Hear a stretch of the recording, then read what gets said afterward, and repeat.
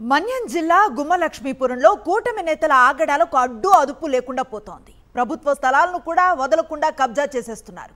ఈశ్వరరావు అనే టీడీపీ నేత గుమ్మలక్ష్మీపురంలో ప్రభుత్వ భూమిని కబ్జా చేసి ₹1 కోటి విలువ చేసే బిల్డింగ్ ను కట్టాడు.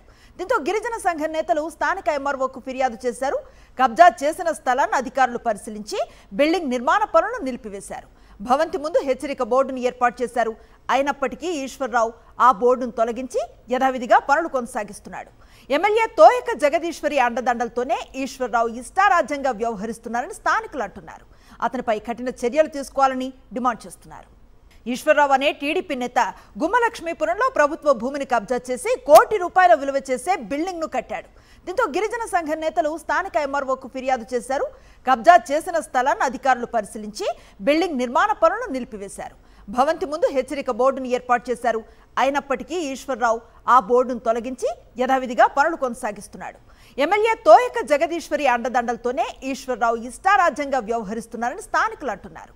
అతనిపై కఠిన చర్యలు తీసుకోవాలని డిమాండ్ చేస్తున్నారు.